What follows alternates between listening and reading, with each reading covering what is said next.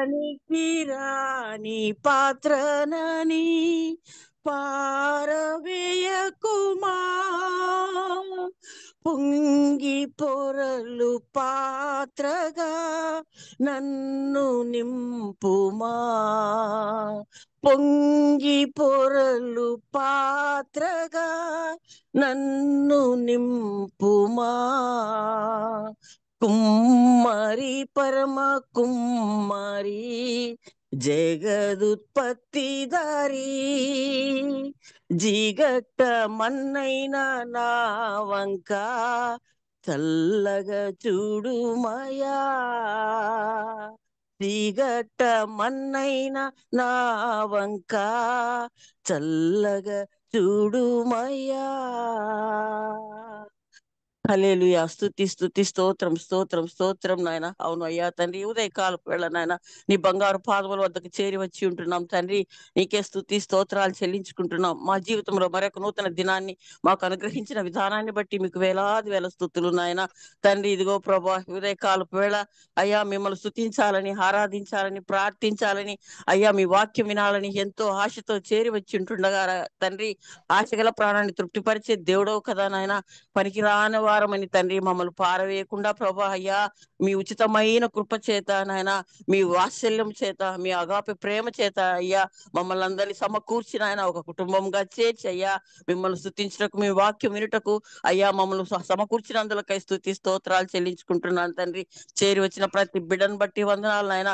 ప్రతి కుటుంబాన్ని దీవించండి. అక్కర్లు ఎరిగి ఉన్నావు తండ్రి ప్రభా, ప్రతి వారి అక్కర నాయన మీకు తెలుసు తండ్రి ప్రభా. మీరే సహాయం చేయవలసిందిగా మీ సన్నిధిలో మొరపెట్టుకుంటున్నాం తండ్రి. 3 గంటల నుండి నాయన ప్రార్థిస్తున్న ప్రార్థన యోధులను బట్టి మీకు వందనాలు చెల్లించుకుంటున్నాను దేవా. వారి ప్రార్థనలన్నీ మీ సన్నిధికి ధూపం వల్ల చేరి ఉంటున్నాయని నమ్మి మీకు వందనాలు చెల్లించుకుంటున్నాను తండ్రి. అయ్యా తగిన కాలమందు మీరు జవాబులు గ్రహించే దేవుడు అని నాయన తండ్రి మీకు కృతజ్ఞతాస్తుతులు స్తోత్రాలు చెల్లించుకుంటున్నాను దేవా. కనికరించండి నాయన. నీవు ప్రేమామయుడవు, కనికర పూర్వుడవు తండ్రి నాయన. నిమిషం మాత్రం విసర్జించి తిరిగి గొప్ప వాత్సల్యంతో సమకూర్చుదని సెలవిచ్చిన మా తండ్రి అయ్యా మీ ప్రేమను బట్టి వందనాలు చెల్లించుకుంటున్నానయ్యా. అవునయ్యా మమ్మల్ని సమకూర్చే దేవుడు అవునైనా అయ్యా. మేము జారిపోకుండా, మేము పడిపోకుండా మీ గాయపడిన హస్తాన్ని మాకు అందించి మమ్మల్ని నిలవబెట్టి నడిపించే దేవుడు అవునైనా. మీ వెలుగును పొంది నాయన మేము వెలుగును చూస్తున్నాం ప్రభా. నీకే స్తోత్రములు. మీరు చేసిన ప్రతి మేలును బట్టి నాయన మీకు వందనాలు చెల్లించుకుంటున్నాను తండ్రి. మరి ముఖ్యంగా నాయన ఇదిగో తండ్రి ఈ సమయం నాయన తండ్రి మరి ప్రాముఖ్యమైన సమయం ప్రభా. నీ వాక్యం వినాలని ఆశపడుతున్నాం తండ్రి. నీ బిడ్డను నాయన మా మధ్యకి నడిపించిన విధానాన్ని బట్టి స్తోత్రాలయ్యా. సుధాకర్ రెడ్డి గారిని బట్టి వందనాలు. ఆయన్ను, ఆయన కుటుంబాన్ని, బిడ్డను దీవించి ఆశీర్వించండి. చేస్తున్న వ్యాపారాన్ని దీవించండి ప్రభా. రాకపోకలేందు తోడుగా ఉండండి. ఏ వాహనంలో ప్రయాణిస్తున్నాను ప్రభా, మీ యొక్క దేవదూతల బిడ్డ చుట్టూ కావులు ఉంచమని వేడుకుంటున్నానయ్యా తండ్రి. మా మధ్య నడిపించినందులకై స్తోత్రాలు. వాక్యం అందిస్తుండగా తండ్రి మీరే ఆ బిడ్డ నోటిని బూరగా వాడుకొని నాయన మీరే మాతో మాట్లాడమని నాయన మేము కూడా నాన్న తండ్రి నీ వాక్యాన్ని భయభక్తులతో శ్రద్ధతో ఆలకించి నా దేవా నా తండ్రి మా హృదయాల్లో పదిలపరుచుకుని వాక్యానుసారంగా నడుచుకుంటూ నాయన మా జీవితాల ద్వారా మిమ్మల్ని ప్రకటించే వారంగా ఉండుటకు సహాయం దయచేయండి. అన్నిల మధ్యలో మమ్మల్ని మాదిరిగా ఉంచమని వేడుకుంటున్నాను. మరొక్కసారి నాన్న తండ్రి వర్చువల్ ప్రేయర్ ఫెలోషిప్ లో జాయిన్ అవుతున్న ప్రతి బిడ్డను బట్టి వందనాలయ్యా. రావాల్సిన వారిని కూడా త్వరపెట్టి తీసుకొని రావాల్సిన మీ సన్నిధిలో ప్రార్థిస్తున్నానయ్యా. వాక్యాన్ని పోగొట్టుకోకుండా నాయన మేము ప్రతిరోజు నా తండ్రి వాక్యాన్ని ఆలకించుటకు కృప చూపిస్తూ వస్తున్న విధానాన్ని బట్టి వేలాది వేల స్తుతులు స్తోత్రాలు చెల్లించుకుంటూ నాయన నన్ను నేను తగ్గించుకుంటూ మీ నామాన్ని హెచ్చిస్తూ మా ప్రభును ప్రియరక్షకుడైన యేసుక్రీస్తు వారి శ్రేష్టమైన నామంలో ప్రార్థించి బ్రతిమాలి వేడుకొనుచున్నాము తండ్రి. Amen amen. Amen. Hallelujah. Amen. Hallelujah. Praise the lord. Thank you so much అమ్మగారు. అందరికీ వందనాలండి. ఝాన్సీ అక్క ప్లీజ్. ఓకే తమ్ముడు. అందరికీ గుడ్ మార్నింగ్ అండి. ఈరోజు మన మధ్యలో వాక్యం అందించడానికి దేవుని యొక్క ఆత్మ ప్రేరేపణ చేత సిద్ధపడి సుధాకర్ రెడ్డి గారు మన మధ్యలో ఉన్నారు. వారిని పరిచయం చేయటం గౌరవంగా భావిస్తున్నాను. వీరు హైదరాబాద్ కు చెందిన వారు. వ్యాపార రంగంలో ప్రభు కొరకు ఒక శక్తివంతమైన సాక్షిగా వాడబడుతున్నారు. వారు plus India pharma group of companies వ్యవస్థాపకులు మరియు ప్రమోటర్ గా ఉన్నారు. హగ్గ ఇండియా ఇంటర్నేషనల్ బోర్డులో సేవలు అందిస్తున్నారు. మరి సుధాకర్ రెడ్డి గారు గత కొంతకాలంగా గృహ నిర్వాహకత్వంలో భాగంగా టైము, టాలెంట్, ట్రెషర్ వీటి గురించి ధ్యానిస్తూ వస్తున్నారండి. దయచేసి మ్యూట్ లోనే ఉంటూ మనం వాక్యాన్ని శ్రద్ధ ఆలకిద్దాము. అడిగినప్పుడు ఆన్సర్ చెప్దాము. వెల్కమ్ అయ్య గారు. గుడ్ మార్నింగ్ అండి. Thank you very much sister. Praise the lord. కూడి వచ్చిన మీ అందరికీ కూడా శుభములు. దేవుని నామమునకు మహిమ కలుగును గాక. సో మనము కిందటి వారము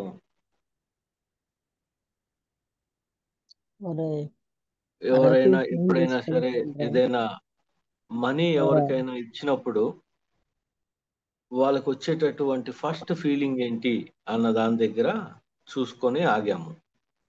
సాధారణంగా మనము ఈవెన్ ఎలా అయితే ఎవరికైనా ఇచ్చినప్పుడు ఆ మనీ వస్తుందో రాదో అనేటటువంటి డౌట్ మన మనస్సుల్లో ఉంటుందో, అదే విధమైనటువంటి డౌట్ మనకి ఈవెన్ మినిస్ట్రీలో పెట్టేటప్పుడు కూడా ఉండేటటువంటి అవకాశం ఉంటుంది. మినిస్ట్రీ కావచ్చు, లేదు అంటే కనుక ఏదైనా గాస్పెల్ మీటింగ్ కావచ్చు, వాటికి ఏదైనా సరే మనము ఎదుటి వాళ్ళు అవసరత చెప్పినప్పుడు, అనౌన్స్ చేసినప్పుడు, ఆ అనౌన్స్మెంట్ ప్రకారము ఏదైనా అమౌంట్ ఇద్దాము అని మన మనసుకి కొద్దిగా అనిపించినప్పుడు, నెక్స్ట్ మనకు వచ్చేటటువంటి థాట్ ఏంటి అంటే దీనివల్ల ఉపయోగం ఏంటి, మనకు కూడా అవసరం ఉంది కదా అన్నటువంటి ఆలోచనలోనికి వెళ్తూ ఉంటాము. మిగతా సహోదరులకి లేదు అంటే కనుక ఎవరికైనా సహాయం చేసినప్పుడు మన యొక్క థాట్ నిజమే అవ్వచ్చు. ఏంటి అంటే వాళ్ళు తిరిగి ఇవ్వచ్చు, ఇవ్వకపోవచ్చు. We really do not know. అది ఎదుటివారి మీద కూడా ఆధారపడుతుంది. సాధారణంగా నేనైనట్లయితే కనుక ఎవరికైనా ఇచ్చినప్పుడు నేను సిద్ధపడిస్తాను. అంటే it may come, it may not come. వస్తే ప్రైజ్ ద లార్డ్, రాకపోతే ఇట్స్ ఓకే అన్నటువంటి ఆలోచన కలిగి ఉంటాను. But when it comes to the ministry and then gospel works కోసం అనేసి నేను ఇచ్చినప్పుడు మటుకు నేను ఇచ్చేటటువంటి అమౌంట్ని దాన్ని నేను ఒక ఒక ఒక పేరు పెట్టుకుంటాను దానికి. దాని పేరు ఏంటి అంటే ఇన్వెస్ట్మెంట్, పెట్టుబడి. ఒక డబ్బుని ఇవ్వడము అన్నది రెండు రకాలుగా చూడొచ్చు. ఒకటి ఏంటి అంటే ఇచ్చి మర్చిపోయే విధానము, రెండవది ఏంటి అంటే పెట్టుబడి పెట్టేటటువంటి విధానము, ఇన్వెస్ట్మెంట్. ఏదైనా పెట్టుబడి పెట్టినప్పుడు మన యొక్క ఉద్దేశం ఏంటి అంటే దానిలోంచి మనకి ఏదో ఒక రిటర్న్ మనము వస్తుంది అని చెప్పి ఆశిస్తాము. అలాగే మినిస్ట్రీ కానీ గాస్పెల్ వర్క్స్ లో కానీ మనం ఎప్పుడైనా పెట్టుబడి పెట్టినప్పుడు అటువంటి దృక్పథంతోనే ఉండాలి మనము అనేది దేవుని యొక్క ఉద్దేశం. ఎందువల్ల అంటే దేవుడు ఎవరికి కూడా అచ్చి ఉండేవాడు కాదు. రెండవదిగా ఏదైతే మన దగ్గర ఉందో అది ఆయన ఇచ్చినదే కాబట్టి, అంటే ఆయనకి మించి మనమేమి ఆయన కోసం అనేసి ఇవ్వలేము అన్నటువంటి దృక్పథం కనుక మన దగ్గర ఉన్నట్లయితే దెన్ మనకు ఆ యాటిట్యూడ్ వచ్చేటటువంటి అవకాశం ఉంటుంది. ఈ ఇన్వెస్ట్మెంట్ చేసేటప్పుడు it should be A genuine one. అంటే మన మనస్సుల్లోనికి ఒక జెన్యూనిటీ ఉండాలి మన మనస్సుల్లో. ఇది నిజంగానే మనం పెట్టుబడి పెడుతున్నామో ఏదో ఒక రోజున తిరిగి వస్తుంది అన్న ఆలోచన ఎంతైతే సరైనదో, బట్ మన యొక్క ఇంటర్నల్ గా మనము ఎప్పుడు వస్తుంది, ఎంతసేపట్లోపు వస్తుంది, ఎంత వస్తుంది అన్నటువంటి వాటి గురించి ఆలోచించకుండా ఒక చీర్ఫుల్ గా ఎప్పుడైతే ఆనందంతో మనం దాంట్లో కుదిరినంత మేర ఎప్పుడైతే మనము ఇస్తామో అక్కడ you will definitely see the blessing. అలా కాకుండా ఎప్పుడు వస్తుంది, ఎంత వస్తుంది అటువంటి వాటితో మాత్రమే ఆలోచిస్తూ ఇచ్చినప్పుడు ఇట్ మే డిఫర్. అంటే ఆ పెట్టుబడికి వచ్చేటటువంటి రిజల్ట్ డిఫర్ అయ్యే అవకాశం ఉన్నది. నా దగ్గర ఉన్నటువంటి ధనము డెఫినెట్ గా అది దేవుడిచ్చినదే. నేను సంపాదిస్తున్నటువంటి ధనము ఖచ్చితంగా దేవుని వల్ల, ఆయన ఇచ్చినటువంటి సామర్థ్యం వలన మాత్రమే సంపాదిస్తున్నాను అనేటటువంటి అవగాహన ఆల్రెడీ నాకు ఉన్నప్పుడు, అటువంటప్పుడు నేను మరీ ఎక్కువైనటువంటి డీప్ థింకింగ్ లోకి వెళ్ళవలసిన అవసరం లేదు. ఏమని, ఎప్పుడు వస్తుందో, ఎంత శాతం వస్తుందో అన్న ఆలోచన నాకు ఉండవలసిన అవసరం లేదు. ఎందుకంటే నా తండ్రి నా మంచి కోరి మాత్రమే దీంట్లో పెట్టుబడి పెట్టమంటున్నాడు, దీంట్లో పాలు పంచుకోమంటున్నాడు. నేను దీంట్లో నా శక్తి కొలది పాలు పంచుకునేటటువంటి అవకాశం ఉంది కాబట్టే నా దగ్గరికి ఈ యొక్క ప్రపోజల్ తీసుకొని వచ్చారు దేవుడు అనేటటువంటి ఆలోచన కలిగి ఉన్నప్పుడు డెఫినెట్ గా అది మనకి మరింత ఎక్కువగా బెనిఫిట్ ఇచ్చే అవకాశం ఉంది. అయితే ఈ పెట్టుబడి పెట్టే విధానములో టెస్ట్లు వస్తాయి కొన్ని. లైక్ ఒక్కొక్కసారి మన మనసు చాలా, అంటే it is well tune to give, ఎంతో ఎక్కువగా ఇవ్వాలని అనిపిస్తుంది. కానీ బాహ్యమైనటువంటి ఒత్తిడులు, బాహ్యం నుంచి వచ్చేటటువంటి ఆలోచనలు, లేదు దానికి ఎగైనెస్ట్ గా ఏదైనా ఒకటి జరిగిన సందర్భాలు అవన్నీ గుర్తుకొచ్చినప్పుడు ఏం జరుగుతుంది అంటే దాన్నే మనము టెస్ట్ కింద కన్సిడర్ చేసుకోవచ్చు. బయట నుంచి కొన్ని ఆలోచనలు మన యొక్క మైండ్ మీద పనిచేస్తున్నాయి. బట్ మన హృదయం అంటున్నది దీనికి ఈ ప్రపోజల్ కి మనము ఓకే చెప్పి దాంట్లో పెట్టుబడి పెట్టటము చాలా మంచిది అనేసి మన యొక్క మనసు, హృదయం చెప్తున్నది. ఈ రెండిటి మధ్య ఈ వైరుధ్యం ఏదైతే ఉందో, డిఫరెన్స్ ఆఫ్ ఒపీనియన్స్ ఎప్పుడైతే వస్తాయో దీన్నే మనము టెస్ట్ కింద కన్సిడర్ చేస్తాము. ఇటువంటి టెస్ట్ చాలా ఇంపార్టెంట్ గా ఒక వ్యక్తి పాస్ అయినట్లుగా గమనిస్తాం మనము. ఆయన పేరు అబ్రహాము. ఒక్కగాడైనటువంటి నీ యొక్క కుమారుడు, అది కూడా మళ్ళీ నువ్వు ఇష్మాయిల్ని ఇస్తావేమో బలిగా, కాదు,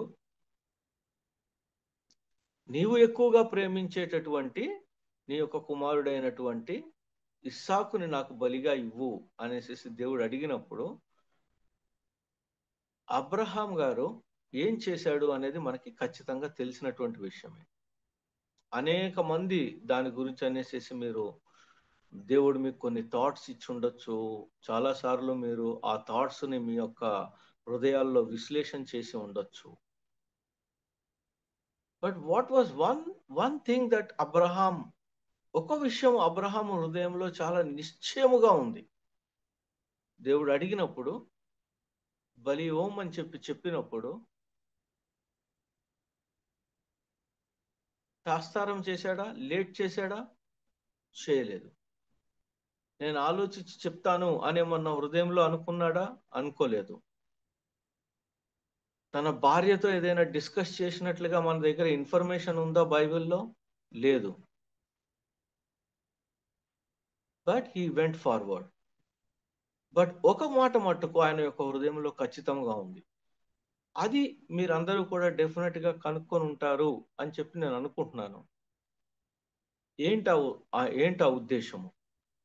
ఆయన బలి ఇచ్చేటప్పుడు కుమారుణ్ణి, ఒక విషయం ఆయన హృదయంలో ఉంది.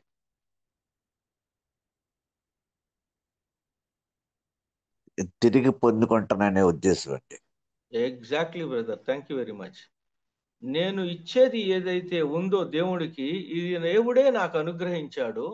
99 సంవత్సరాల వృద్ధాప్యంలో నాకు అనుగ్రహించాడు. అవకాశము లేనప్పుడు అనుగ్రహించాడు. ఇచ్చినవాడు తండ్రే, అందువల్ల ఆయన అడగటంలో తప్పు లేదు.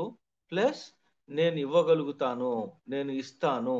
ఎందువల్ల అంటే నాకు ఎంతమంది ఇస్సాకులను ఇస్తాడు అనేది నాకు నిజంగా ఐడియా లేదు.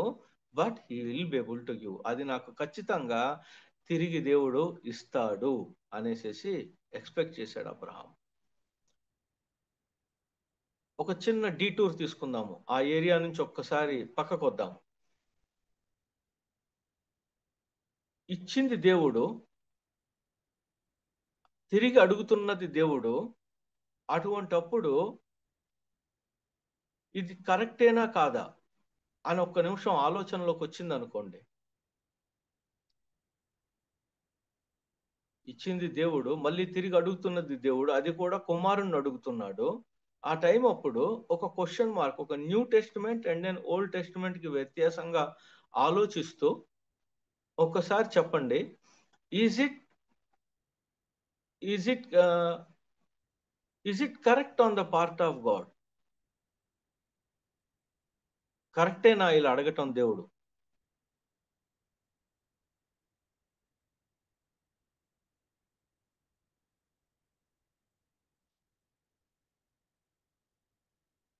సరే, చాలా మంది దీంట్లో ఏంటి అంటే క్యాచ్ ఉంది అని అనుకుంటారు. అంటే ఏది చెప్తే ఏది కరెక్ట్ అవుతుందో అన్న సంశయము. ఓల్డ్ టెస్టిమెంట్ విధానం ప్రకారము దేవుని యొక్క ఉద్దేశములు ఇదే రకంగా ఉన్నాయి. ఏంటి అంటే, నువ్వు నా చేతిలో ఉన్నటువంటి మట్టి ముద్ద లాంటి వాడివి. ఇన్ఫాక్ట్ మనందరము మట్టి నుంచి తీయబడ్డాం కాబట్టి. సో దేవుడు ఒక కుమ్మరిగా పోల్చబడినట్లయితే గనక తనకు కావాల్సిన విధంగా దాన్ని చేసుకునే అవకాశం ఉన్నది కాబట్టి దేవుడు అడగటంలో తప్పు లేదు అని చెప్పి మనము అనుకుంటాము. But at the same time in the new testament దాని ప్రకారం కింద కనుక మనం వచ్చేసినట్లయితే, కొత్త నిబంధనలో ఉన్నటువంటి భక్తుల కింద దేవుడు అటువంటి కోరికలు ఇప్పుడు కూడా మనల్ని కోరినట్లుగా చూడం. దేవుడు ఈ కొత్త నిబంధనలో అడుగుతున్నది ఏంటి అనేది ఏంటో చెప్పండి. అయితే మన హృదయం అడుగుతున్నాడు ఆయన. కరెక్ట్, హృదయం అడుగుతున్నాడు.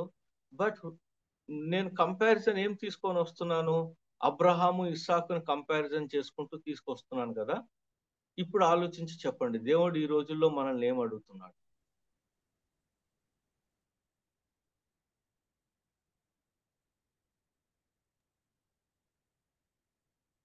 ఒకసారి రోమాపత్రిక 12వ అధ్యాయము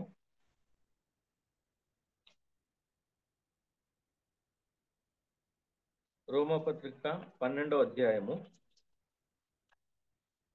1వ వచనం చదువుతారు ఎవరైనా?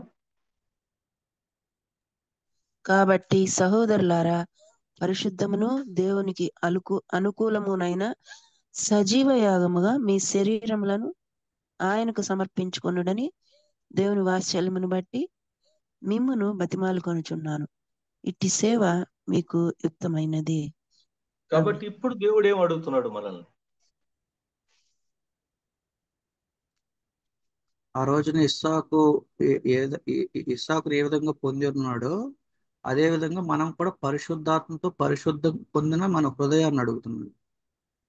హృదయాన్ని అడుగుతున్నాడు. బట్ ఎలాగ అడుగుతున్నాడు దాన్ని చూసినట్లయితే, ఆ రోజునైనట్లయితే దహించేటటువంటి బలిగా కుమారుణ్ణి అడిగాడు. కానీ ఈ రోజున మనల్ని అడుగుతున్నది ఏంటి అంటే, సజీవ యాగముగా మన శరీరములను సమర్పించమని అడుగుతున్నాడు. అంటే now today we is asking for the living sacrifices. మనము జీవిస్తూ మన జీవితము ద్వారా సాక్రిఫిషియల్ గా ఉండేటటువంటి విషయాలను దేవుడు మన దగ్గర నుంచి ఎక్స్పెక్ట్ చేస్తున్నాడు. So that is the difference between old testament and then new testament. ఇప్పుడు దేవుడు ఎటువంటి దహన బలుల్ని లేదు అంటే అటువంటి విషయాలను అడగట్లేదు మనల్ని. But what is asking is మీ యొక్క హృదయాలను, మీ హృదయానుసారముగా నేను ఏదైనా ఒక విషయం మీ ముందుకు తీసుకొని వచ్చినప్పుడు సజీవముగానే ఉన్నటువంటి మీరు ఆ విషయములో యాగము చేయగలుగుతారా? ఆ విషయములో సాక్రిఫైస్ చేయగలుగుతారా మీరు? ఇట్టి సాక్రిఫైస్ నాకు చాలా ఉత్తమమైనది, అనుకూలమైనది, దాన్ని నేను అప్రిషియేట్ చేస్తాను, నేను అటువంటి సాక్రిఫైస్ ని. బట్ మనం ఎంతమంది మనము రెస్పాండ్ అవ్వగలుగుతున్నాము అటువంటి లివింగ్ సాక్రిఫైస్ కి? ఎంతమంది మనము అటువంటి హృదయం కలిగి ముందుకు వెళ్ళగలుగుతున్నాము అనేది ఆలోచన చేద్దాం. ఎనీవే, ఇది డీటూర్ అని చెప్పాను కదా. Will come back again. ఇప్పుడు చెప్పండి, ఇది ఇప్పుడు తిరిగి పొందగలుగుతాము అనే ఉద్దేశముతోనే దేవుడికి అబ్రహాం గారు ఇచ్చినట్లుగా మనము గమనిస్తున్నాము. బట్ ఈ వాక్య భాగం ఎక్కడుంది? తిరిగి పొందాము అనేటటువంటి వాక్య భాగం ఎక్కడుంది బైబిల్లో? అబ్రహాము తిరిగి పొందాడు లేదు అంటే గనక, లేదా అబ్రహాము గారు నిజంగానే ఇస్సాకుని బలి అర్పించాడు అనేటటువంటి వాక్య భాగము. హెబ్రీలో ఉంటుంది. హెబ్రీలో ఉంది బ్రదర్. హెబ్రీయులు 11వ అధ్యాయంలో మనకి 17 నుంచి మనకి ఈ విషయం కనిపిస్తుంది. రైట్. కొన్ని వాక్యాలు మనము ఖచ్చితంగా మన యొక్క మనస్సుల్లో ఉండి తీరాలి. అవి అవి అవి అవి ఏం జరుగుతుంది అంటే, అప్పుడు ఏం జరుగుతుంది అంటే అవి నాటబడిపోయి ఉన్నాయి కదా, అవి లోన దాన్ని ఎలా చెప్పాలంటే, it is like soaked in. మొత్తముగా ఆ వాక్యము ఎప్పుడు అడిగినా సరే మనము ఎస్ అనేసేసి చెప్పే విధముగా మనం ఉంటాం కాబట్టి, జ్ఞప్తికి తెచ్చుకునే వారిగా మనం ఉంటాం కాబట్టి, అప్పుడు ఏం జరిగే అవకాశం ఉందంటే, కొన్ని క్లిష్టమైనటువంటి ఇష్యూస్ మన లైఫ్లో మనము ఎదుర్కొంటున్నప్పుడు వాటిని సమర్థవంతంగా ఎదుర్కొనేటటువంటి అవకాశం దొరుకుతుంది. దాన్నే అంటాం మనము బిబ్లికల్ పర్స్పెక్టివ్లో ఎలాగ రెస్పాండ్ అవ్వగలుగుతాం మనము అనేది దేని మీద ఆధారపడి ఉంటుంది? బైబిల్ ప్రకారమైనటువంటి ఆలోచనతో మనము కనుక ఆ యొక్క పరిస్థితిని దాటాలి అని అనుకున్నప్పుడు అది కేవలం సాధ్యపడేది ఎప్పుడు అంటే, you have to soak in. దీన్ని మనకి టోటల్గా జీర్ణమైపోవాలి మన యొక్క వ్యవస్థలో కొన్ని వాక్య భాగాలు. Then your ability to give, your ability to invest, పెట్టుబడి పెట్టే విషయంలో మీరు ఖచ్చితంగా ముందుకు వచ్చే అవకాశం ఉంటుంది. ఎందుకు ఇది చాలా స్ట్రెస్ చేసి చెప్తున్నాను? నేను మీ పాస్టర్ గారిని ఏం కాదు, నేనేం చర్చ్ నడపట్లేదు. అటువంటప్పుడు మీరు నాకు ఇచ్చే అవకాశము లేదు, నేను మీ దగ్గర నుంచి తీసుకునే అవకాశము లేదు. బట్ మిమ్మల్ని నేను ఎందువల్ల ప్రోత్సాహపరుస్తాను అంటే, మీరు ఇన్వెస్ట్మెంట్ మైండ్ని అర్థం చేసుకోవాలి అనేసి, దానిలో మీకు బ్లెస్సింగ్ ఉంది కాబట్టి, దానిలో మీ యొక్క మేలు దాగి ఉంది కాబట్టి, అది 100% 100% మీకు రిటర్న్ ఇచ్చేటటువంటి ఇన్వెస్ట్మెంట్ కాబట్టి, it is the best investment which you can make. కానీ is it coming from your heart or not అన్నదాన్ని పరిశీలన చేసి చూసుకోండి. Or it is coming from mind నుంచి వస్తుందా అనేది. మైండ్ అయితే క్యాలిక్యులేట్ చేస్తూ ఉంటుంది, లాజిక్ అడుగుతూ ఉంటుంది. హార్ట్ అయినట్లయితే గనక ఎస్ ఇది నేను చేయాలి అని అనుకొని ముందుకు వెళ్తుంది. That's the difference. ఆ డిఫరెన్స్ ని ఖచ్చితంగా గమనించటానికి చూడండి. బై ద వే, ఈవెన్ మనము కొద్దో గొప్ప దేవుడు ఎప్పటికైనా తిరిగిస్తాడు అన్న ఆలోచన కలిగి ఇచ్చినా సరే, it is no way wrong there. Because తండ్రిని అడగకపోతే ఇంకెవరిని అడుగుతాము? డాడీని అడగకపోతే ఇంకెవరిని అడుగుతామండి మనము?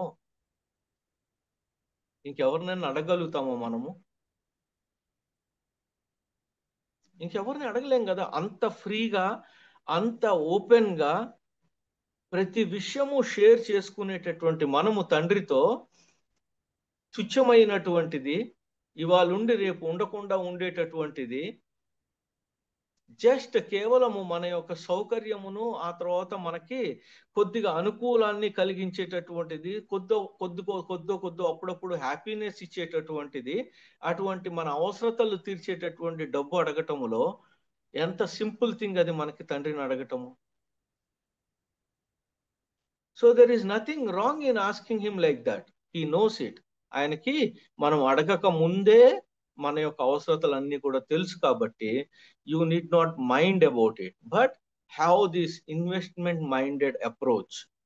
అంటే పెట్టుబడి పెట్టేటటువంటి హృదయము, అటువంటి సంకేతాలను అర్థం చేసుకోవటానికి, ఆ రకంగా పార్టిసిపేట్ చేయటానికి మిమ్మల్ని అందరినీ కూడా నేను ప్రోత్సాహపరుస్తాను.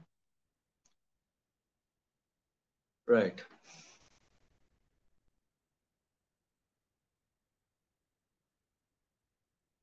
మనం ఎవరితో అయినా సరే స్నేహం చేసామనుకోండి, మనం ఏం ఎక్స్పెక్ట్ చేస్తాము వెనక్కి?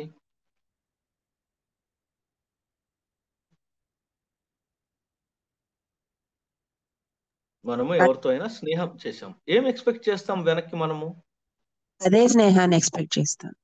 స్నేహాన్ని ఎక్స్పెక్ట్ చేస్తాం కదా. మన ఇద్దరము మంచి ఫ్రెండ్స్ కింద ఉండాలి అని చెప్పి కోరుకుంటాము.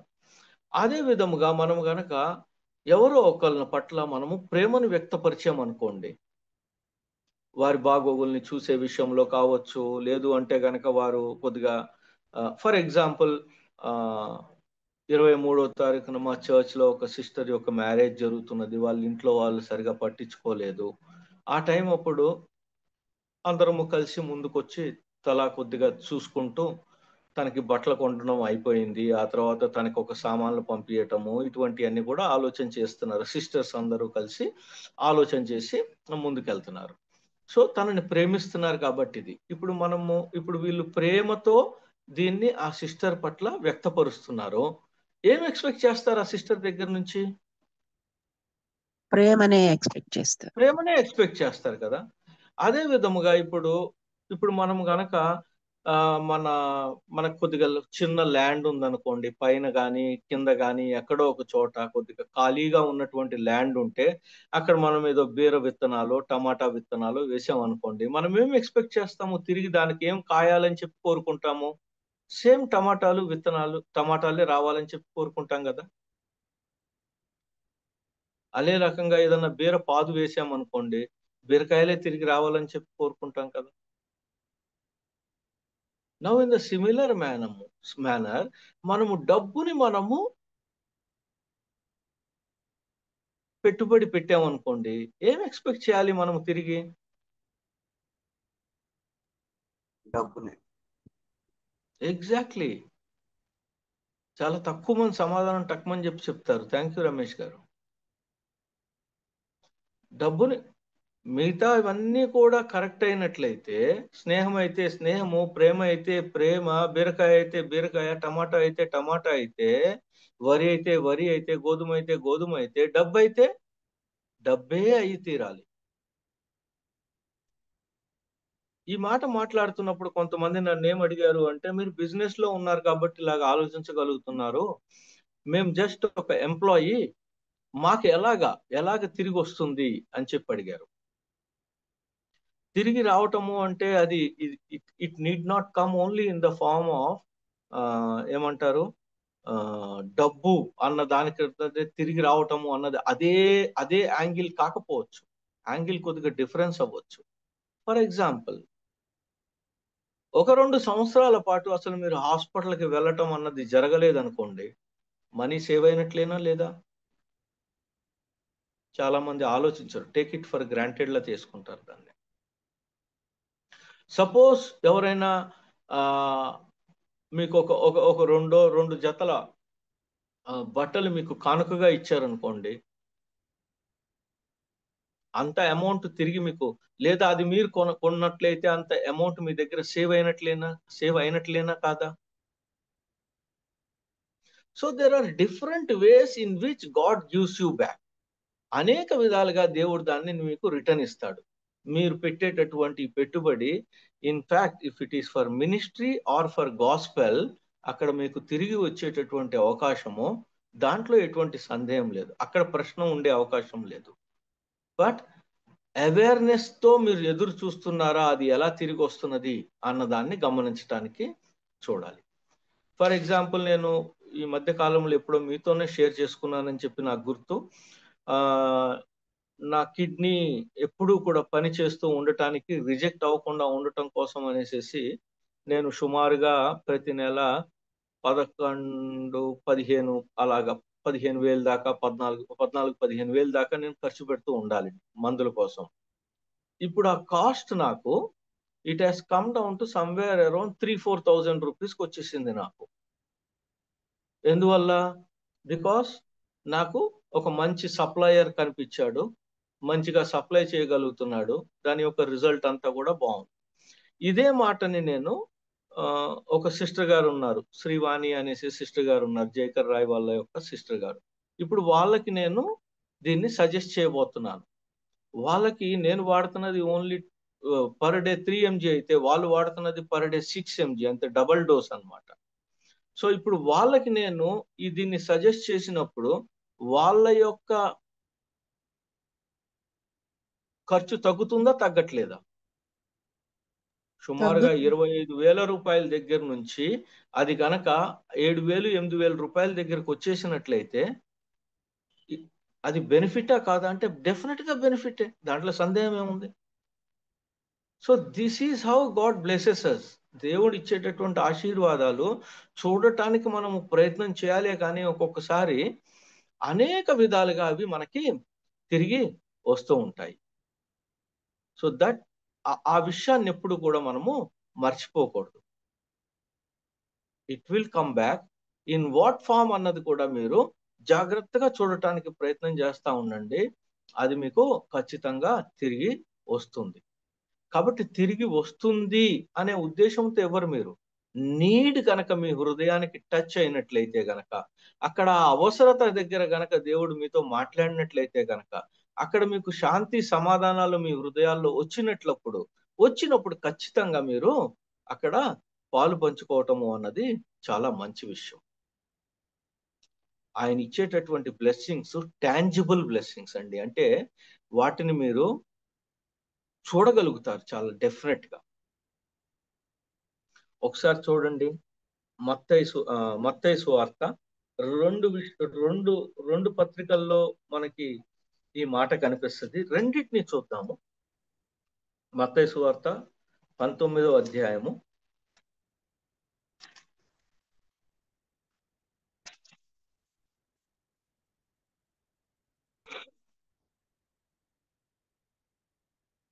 మత్తయి సువార్త 19వ అధ్యాయము 27వ వచనము నుంచి 29వ వచనము వరకు. పేతురు, ఇదిగో మేము సమస్తమును విడిచిపెట్టి నిన్ను వెంబడించితిమి కనుక మాకేమి దొరుకునని ఆయనను అడుగగా, యేసు వారితో ఇట్లనెను, ప్రపంచ పునరుజ్జననమందు మనుష్య కుమారుడు తన మహిమగల సింహాసనం మీద ఆసీనుడై ఉండునప్పుడు నన్ను వెంబడించిన మీరును 12 సింహాసనముల మీద ఆసీనులై ఇశ్రాయేలు 12 గోత్రముల వారికి తీర్పు తీర్చుదురు. నా నామము నిమిత్తము అన్నదమ్ములనైనను అక్క చెల్లెండ్రనైనను తండ్రినైనను తల్లినైనను పిల్లలనైనను భూములనైనను ఇండ్లనైనను విడిచిపెట్టిన ప్రతివాడును 100 రెట్లు పొందును. ఇదిగాక నిత్య జీవమును స్వతంత్రించుకొనును. మొదటివారు అనేకులు కడపటివారగుదురు, కడపటివారు మొదటివారగుదురు. చాలా ఈ వాక్యమును బట్టి ఏం అర్థమైంది మనకి? సిస్టర్ గారు మీరు చదివారు కదా, మీరు సమాధానం చెప్పమాకండి, ఇంకెవరైనా కొద్దిగా సమాధానం చెప్పండి. ఈ వాక్యమును బట్టి ఏం అర్థమైంది?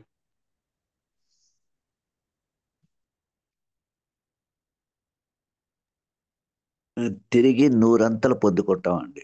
నిత్య జీవం కూడా పొందుకుంటాం. ఓకే, మేము ఇన్వెస్ట్మెంట్ మా ఆ. లైఫ్ ని సాక్రిఫైస్ చేశాం కాబట్టి మాకు ఏమొస్తుంది అని అడుగుతున్నారు ఆయన. అవును, అడిగినప్పుడు మళ్ళీ నూరొంతులుగా దేవుడు ఇస్తున్నాడు. Correct. Thank you very much brother. ఇంకా ఎవరైనా?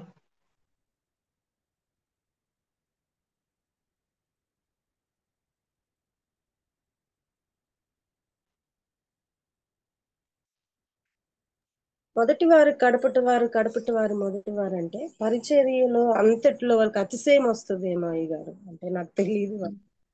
అందువల్ల అప్పుడు రక్షించబడిన వారు మొదటి స్థానంలో ఉండబడతారేమో. నేను యాక్చువల్ గా అందుకోసమే 10వ వచనం వరకే, సారీ 29 వరకే చదవమన్నాను. 30ని డిస్కస్ చేయడానికి చాలా కొద్దిగా వేరుగా వెళ్తుంది. అది ఉద్దేశం అది కాదు. 27 to 29 కనుక మనం చదివినట్లయితే మనకి ఏం అర్థమైంది అనేదే ఇంపార్టెంట్ థింగ్ సిస్టర్. 27, 28, 29 వచనాలని బట్టి బ్రదర్, నేను చెప్పొచ్చా? చెప్పండి. మరి మనం ఏదైనా పెట్టుబడి పెడితే మనము ఈ లోకంలో జీవించి ఉన్నప్పుడు మనకు అది తిరిగి రాకపోయినా సరే, మనుష్య కుమారుడు తన మహిమ గల సింహాసనం మీద ఆసీనుడు అయినప్పుడు మనకు ప్రతిఫలము వస్తుంది అనుకుంటున్నా బ్రదర్. అది నాకు కూడా వస్తుంది కదా. మీరు పెట్టుబడి పెట్టారు, మీకు వస్తుంది. నేను పెట్టుబడి పెట్టలేదు, నాకు వస్తుంది కదా నిత్య జీవము. మనుష్య కుమారుడు వచ్చినప్పుడు నాకు రాకుండా మీకే వస్తుందా? అంటే మనం నష్టపోయినా తిరిగి పొందుకుంటామని దేవుని యొక్క వాగ్దానం అండి. నష్టపోతాము అనేటటువంటి మాట ఎక్కడైనా అసలు అక్కడ ఉందా? అంటే అది మన అన్నదమ్ములైనను అక్క చెల్లినైనను తండ్రినైనను ఆ, తల్లినైనా పిల్లనైనను అదండి ఆ ఉద్దేశంతో చెప్పానండి విడిచిపెట్టి. ఓకే. అక్కడ కనుక ఆ మాట అంటున్నప్పుడు, మీరు ఇచ్చినప్పుడు అని ఆయన మాట్లాడుతున్నప్పుడు తిరిగి మాట్లాడినటువంటి మాట ఏంటి అక్కడ? నిత్య జీవం. అంతేనా? నిత్య జీవం ఒకటేనా అక్కడ మాట్లాడింది? మీరు వాటిని ఇచ్చినప్పుడు అని అన్నప్పుడు మనం సింహాసనం మీద కూర్చొని ఉమ్, తీర్పు తీరుస్తాము. అంటే నా దేవుని నామము నిమిత్తము అన్నదమ్ములనైనను అక్క చెల్లెళ్ళైనను తండ్రి అయినను తల్లినైనను పిల్లనైనను భూములనైనను ఇండ్లనైనను విడిచిపెట్టిన ప్రతి వాడును ఏం పొందుతాడు? 100 100 రెట్లు రెట్లు పొందుతాడు. పొందుకుంటాం. పొందును. అంతే కదా, అక్కడ చాలా సింపుల్ గా ఉంది కదా అక్కడ. మళ్ళీ దీంట్లో మనం ఎందుకు చాలా వేరే వేరే అర్థాలు తీసుకుంటున్నాం? ఆయన నిమిత్తము అన్నదమ్ముల్ని అక్క చెల్లెళ్ళని తండ్రిని తల్లిని పిల్లల్ని భూముల్ని ఇళ్ళని విడిచిపెడితే మనము, నేను కనుక నా తల్లిదండ్రులను విడిచిపెట్టి ఆయన కోసం అనేసేసి ముందుకెళ్ళినట్లయితే, నా పిల్లల్ని విడిచిపెట్టి నా ఇంటిని సాక్రిఫైస్ చేసి నా ఆస్తిని ఆయనకి ఇచ్చేసేసి నేను కనుక ముందుకు వెళ్ళినట్లయితే నాకు ఏమి దొరుకుతుంది? 100 రెట్లు. ఎలా ఈ 100 రెట్లు అనేది ఆలోచించాలి. సరే, మార్కు సువార్త 10వ అధ్యాయం దగ్గరికి వెళ్దాము సిస్టర్. అబ్రహాంని అంతా విడిచిపెట్టి నేను చెప్పిన దేశంకి వెళ్ళమన్నప్పుడు అంతా విడిచి వెళ్ళినప్పుడు ఇప్పుడు మన అందరం అబ్రహాం కుమారులు కుమార్తెలం అయి ఉన్నాం కదా అయ్య గారు. Exactly correct. ఆ ఆలోచన డెఫినెట్ గా కరెక్ట్ అయినటువంటి ఆలోచనే. ఎందువల్లంటే ఈ రోజున మనం అబ్రహాము సంతతి అని చెప్పి అనపడుతున్నాము. పైపెచ్చు యేసుక్రీస్తు ప్రభువు వారు ఆ చిన్న కొండ మీదకి వెళ్ళినప్పుడు అక్కడ కనపడినటువంటి ముగ్గురు వ్యక్తులు ఎవరెవరు? ఇక్కడే ఉండిపోదాము అని పేతురు అంటాడు. పేతురు, యాకోబు, యోహాను. మోసే, ఏలియా, యేసు. తర్వాత మన యేసుక్రీస్తు ప్రభు వారు నిజంగా జరిగినట్లుగా చెప్తున్నటువంటి ఒక ఎగ్జాంపుల్ ఉంటది. లాజరు ఉంటాడు, ధనవంతుడు ఉంటారు, ఇద్దరు చనిపోతారు. ఆ టైంలో ఎవరు ఎవరు ఎవరు ఎవరు మాట్లాడుతూ ఉంటారు ధనవంతుడితో? యేసుక్రీస్తు వారు అబ్రహాం కుడిపార్శ్వమున కూర్చొని యేసుక్రీస్తు వారు అబ్రహాం మాట్లాడుతూ అబ్రహాం మాట్లాడుతూ ఉంటాడు. ఎగ్జాక్ట్లీ అబ్రహాం మాట్లాడుతూ ఉంటాడు. సో వి రియల్లీ మనకి ఇంకా టోటల్ అవగాహన లేదు. మనకి టోటల్ ఇన్ఫర్మేషన్ మన దగ్గర లేదు. కానీ ఒకటి మట్టుకు నిజం, అదేంటి అంటే ఈ రోజున మనం ఏదైతే విశ్వాసముతో నేను పరలోకములో ఉంటాను, తండ్రి దగ్గర ఉంటాను అని చెప్పి చెప్పగలుగుతున్నామో, అదే విధముగా ప్రభువు వారు తన యొక్క 1000 ఏండ్ల పరిపాలన తరువాత ఎస్టాబ్లిష్ అయ్యేటటువంటి ఈ రాజ్యములో మనం ఏం అవ్వబోతున్నాము అనేది అప్పుడు తెలుస్తుంది మనకంతే. అంటే మనము ఆయన మనకేదో ఇవ్వబోతున్నాడు అనే ఉద్దేశముతో ఆయనని మనము వెంబడించాలి, ఆయన పట్ల మనము విశ్వాసం వ్యక్తపరచాలి అన్నది దేవుని యొక్క ఉద్దేశం కాదు. మనము దేవుణ్ణి ఎందుకు విశ్వసించాలి అంటే దేవుడు ఆయన మన యొక్క తండ్రి కాబట్టి విశ్వసించాలి అని దేవుడు కోరుకుంటున్నాడు ఈ రోజుల్లో. ప్యూర్ హార్టెడ్ గా నా తండ్రి నా యొక్క హృదయాన్ని మార్చాడు, నా హృదయములోకి శాంతి సమాధానాలను స్థిరపరిచాడు, నేను చేసిన పాపముని నిజముగానే ఆయన భరించాడు, భరించటానికి ప్రభువు వారు వచ్చారు, ఇక నా పాపము ఎన్నటికీ ఆయనకి గుర్తుకు లేదు, ఆయన వీపు వెనకాలకి వేసుకున్నాడు, తూర్పుకి పడమర ఎంత దూరమో అంత దూరం పడవేశాడు, కాబట్టి నేను ఆయనతో పాటు జీవిస్తాను, నా ఆత్మ ఆయనతో పాటు జీవిస్తుంది తన యొక్క జ్ఞాపకాలతో. దీన్ని ఎలా నమ్మమన్నాడు దేవుడు? నాకేదో వస్తుంది అనే ఉద్దేశంతో నమ్మమనలేదు. ఈ వస్తుంది అనేది బై ద వే చాలా సింపుల్ థింగ్ దేవుడికి. ఇప్పుడు ఫర్ ఎగ్జాంపుల్ మనకి మోడీ గారు చాలా క్లోజ్ ఫ్రెండ్ అనుకోండి, అలా ఎందుకు లేకపోతే ఆ, మన మన మనము మన మన తండ్రి ఫిజికల్ గా ఉన్నటువంటి మన తండ్రి చాలా ఆస్తిపరుడు అనుకోండి, సుమారుగా ఒక 10 బిజినెస్లు చేస్తున్నారు, తర్వాత లెక్కకు మించినటువంటి డబ్బు సంపాదిస్తున్నారు, లెక్క కూడా లేదు ఆ డబ్బుకి ఎంత సంపాదిస్తున్నారు అనేసి. ఆయన్ని ఒక స్కూటరు ఒక కారు కొనమని చెప్పి అడగటానికి మనము సందేహపడతామా చెప్పండి?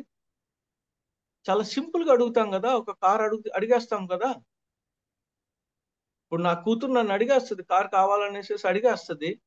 దానికి కారణం ఏంటి? నేను ఇవ్వగలనని చెప్పి తనకు తెలుసు కాబట్టి.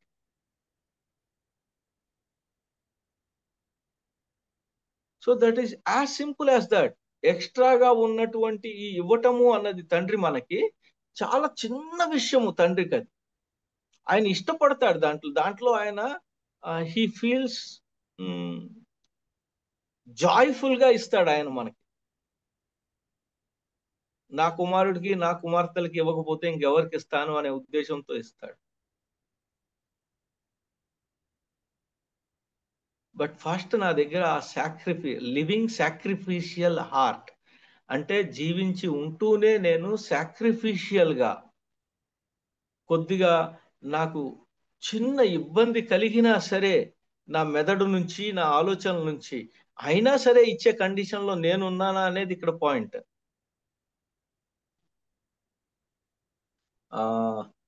ఒకసారి ఇంకా కొద్దిగా చాలా క్లియర్ కట్ గా అర్థం చేసుకుందాం మనము ఈ విషయాన్ని. మార్కు సువార్తలో తిరిగి ఇదే మాట ఉంటుంది. మార్కు సువార్త 10వ అధ్యాయము, మార్కు సువార్త 10వ అధ్యాయము 29లో ఉంది. 21 ఇదేం చేద్దాము అంటే ఒకసారి 17వ వచనం నుంచి చదువుకున్నట్లయితే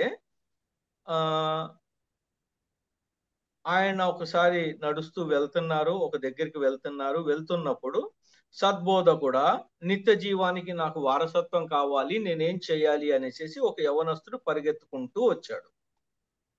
వచ్చినప్పుడు నరహత్య చేయవద్దు, వ్యభిచరింపవద్దు, దొంగలింపవద్దు, అబద్ధ సాక్ష్యం పలుకవద్దు, మోసపుచ్చవద్దు, నీ తల్లిదండ్రులను సమ్మానింపుము అని నీకు ఆజ్ఞలు తెలుసా తెలియదా అని అడిగాడు. దానికి ఆయన ఏం చెప్పాడు అంటే, ఆ యవనస్తుడు ఏమన్నాడంటే, బోధకుడా, నేను వీటన్నిటిని చిన్నప్పటి నుంచి బాల్యము నుంచి కూడా నేను చేస్తూనే వస్తున్నాను అని చెప్పి అన్నాడు. యేసు ప్రభు ఆయన్ని చూసి ప్రేమించాడు. ప్రేమించి ఏమన్నాడు అంటే, నీకు ఒకటి కొదవగా ఉంది. ఏంటి అంటే, నీ దగ్గర ఎక్కువగా ఉన్నదే నీకు కొదవ కావలసినటువంటి అవసరం ఉంది, ఎక్కువగా ఉన్నది దాన్ని కొద్దిగా తక్కువ చేసుకోవాలి అని అన్నాడు. నీ దగ్గర ఒకటి ఎక్కువగా ఉంది, దాన్ని కొద్దిగా తక్కువ చేసుకోవాలి అని అన్నాడు. ఏంటది? నీ దగ్గర ఒకటి కొదవగా ఉన్నది. ఇది చదువుదాం మనము. 21వ వచనం చదువుదాం. 10:21 మార్కు సువార్త. యేసు అతని చూచి అతని ప్రేమించి, నీకు ఒకటి కొదువుగానున్నది, నీవు వెళ్ళి నీకు కలిగినవన్నీ అమ్మి పేదలకిమ్ము, పరలోకమందు నీకు ధనము కలుగును, నీవు వచ్చి నన్ను వెంబడించమని చెప్పాను. అప్పుడు అతని యొక్క రెస్పాన్స్ ఎలా ఉందో చూడండి. అతడు మిగులు ఆస్తి గలవాడు కనుక ఆ మాటకు ముఖము చిన్నబుచ్చుకొని దుఃఖపడుచు వెళ్ళిపోయాను. ఏంటి ఇక్కడ అతనికి వచ్చిన ప్రాబ్లం ఏంటి? ఆ యవనస్తుడికి వచ్చిన ప్రాబ్లం ఏంటి? ఆస్తిని అమ్మి పేదలకి సహాయం చేయాలి. ఇప్పుడు ఒక మాట చెప్పాడు, బీదలకి ఇచ్చేసేసి నువ్వు నా దగ్గర రా అన్నాడు, రైట్? ఇప్పుడు అతనికి వచ్చిన ప్రాబ్లం ఏంటి ఆ పని చేయటానికి? ఎందువల్ల మొహం చిన్నబుచ్చుకొని వెనక్కి వెళ్ళిపోయాడు?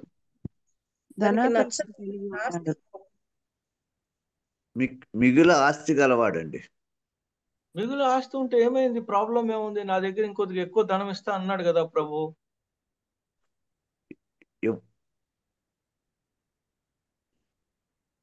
డౌట్ పడ్డాడండి. ఇప్పుడు ఉన్న ఆస్తి మొత్తం నాకు ఇచ్చేసి అంటున్నాడు. ఇన్వెస్ట్ చేస్తే మళ్ళీ నాకు వస్తుందా రాదా అని అతను డౌట్ పడ్డాడు. ఎగ్జాక్ట్లీ, ఇది కరెక్ట్. ఏంటి అంటే, ఇప్పుడు ఉన్నది నేను ఇచ్చేయటం ఏంటి, మళ్ళీ ఆయన తిరిగి నాకు ఇవ్వటం ఏంటి, ఇది అయ్యే పనేనా? ఇది కాదేమో. ఇంత ధనమును నేను తిరిగి ఇవ్వటానికి రెడీగా లేను. రెండవదిగా ఆలోచించి చూసినప్పుడు ఈ ధనము నాకు కొన్ని సౌకర్యాలను అందిస్తుంది, వీటిని నేను వదులుకునే కండిషన్లో లేను. ఆఖరిది యాక్చువల్గా ఇది మొట్టమొదటిగా పెట్టచ్చు, ధనము పట్ల అతనికి ఉన్నటువంటి దృక్పథము వ్యామోహము వేరు. అంటే హీ కన్సిడర్స్, ఆయనకు ఉంది ఏమని ఉంది, నిత్య జీవం పొందాలని ఉంది, కానీ నాట్ ఎట్ ద కాస్ట్. దానికి నేను లివింగ్ సాక్రిఫైస్ గా ఉండటానికి నేను ఉండను అని చెప్తున్నాడు. నేనేమి సాక్రిఫైస్ చేయలేను. అప్పుడు ప్రభువుని కనీసం మొత్తము ఇవ్వలేని దేవా, నేను ఇంతే ఇవ్వగలను అని చెప్పి అడిగినట్లయితే ఏమో దేవుడు ఒప్పుకునేవాడేమో, మనకు తెలియదు. కానీ బట్ ఈ కుడ్ నాట్ డూ ఇట్. ఎందువల్ల అంటే అతని ఆపేక్ష, అతని యొక్క హృదయము టోటల్ గా డబ్బుతో నిండి ఉంది.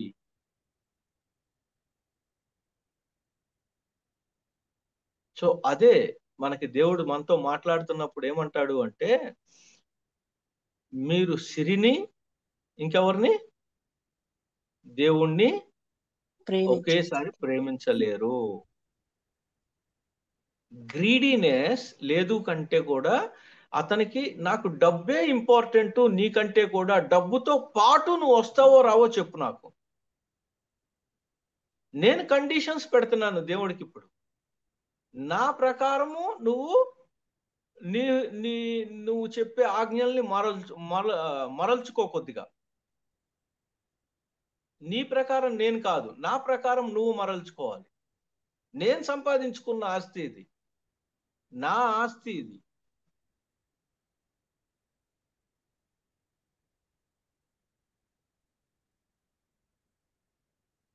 అందువల్ల తిరిగి వెళ్ళిపోయాడు అతను. అప్పుడు యేసు చుట్టూ చూచి, ఆస్తి గలవారు దేవుని రాజ్యంలో ప్రవేశించుట ఎంతో దుర్లభమని తన శిష్యులతో చెప్పాను. ఆయన మాటలకు శిష్యులు విస్మయముందిరి. అప్పుడు వీళ్ళకి ఎందుకు ఆశ్చర్యం వేసింది?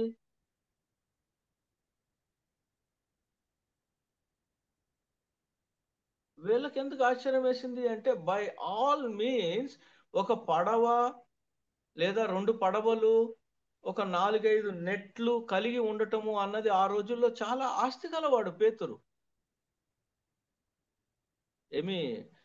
చీఫ్ ఫిషర్మెన్, అతను ఫిషింగ్ బిజినెస్ చేసేవాడు పేతురు ఆ రోజుల్లో.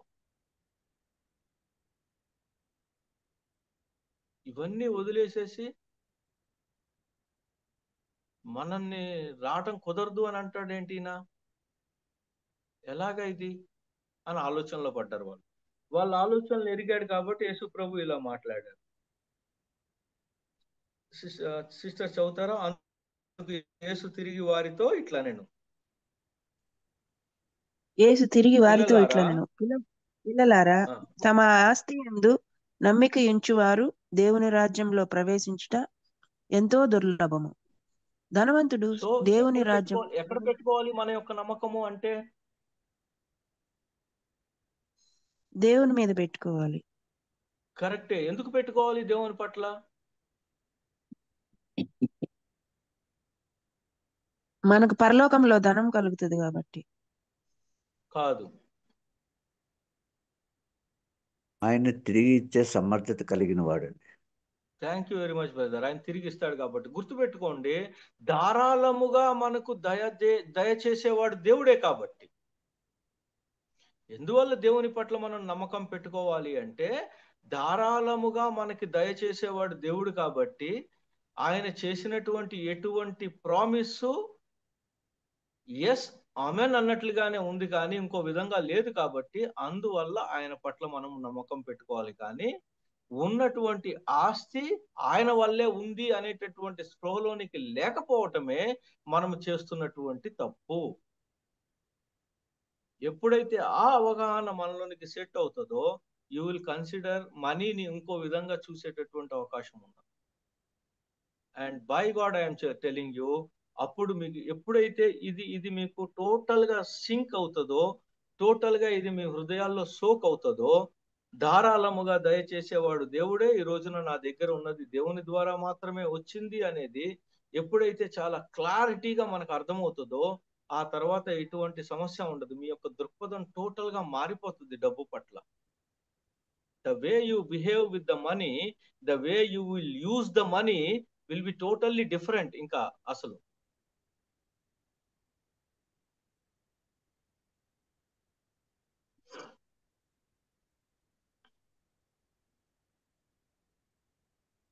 25వ వచనం సిస్టర్.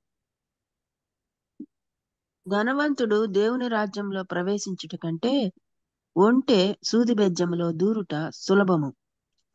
అందుకు ఈ వారు రకంగా అయినట్లయితే ఇప్పుడు వింటున్న వాళ్ళందరూ కూడా ఎవరు కూడా దేవుని రాజ్యంలోనికి ప్రవేశించరు. Yes or no? ఇప్పుడు ఇక్కడ ఉన్నాం, ఎంతమంది ఉన్నాము? సుమారు ఒక 20 మంది ఉన్నామా? 32 మంది ఉన్నట్టున్నాం. 32 మందిలో కూడా ఒక్కళ్ళు కూడా దేవుని రాజ్యంలో ప్రవేశించే అవకాశం లేదు. ఎందుకంటే మన అందరము ధనవంతులమే. మీరు కంపేర్ చేసుకుంటే నేనేం చేయలేను. అందరం కంపేర్ చేసుకుంటే అందరము వెళ్ళకూడదు. ఎవరితో కంపేర్ చేసుకుంటాం అప్పుడు మనము? రిలయన్స్ ఆయనతో కంపేర్ చేసుకున్నట్లయితే మన అందరం ధనవంతులం కాదు కాబట్టి వెళ్ళలేము ఎవరము కూడా. ఒక యాంగిల్ అది. ఇంకొక యాంగిల్ మనందరము ధనవంతులమే అని చెప్పి మీరు ఒప్పుకున్నట్లయితే యేసు ప్రభు చెప్తున్న మాట ప్రకారం అయితే మనము పరలోక రాజ్యంలో, దేవుని రాజ్యంలో ఉండే అవకాశం లేదు.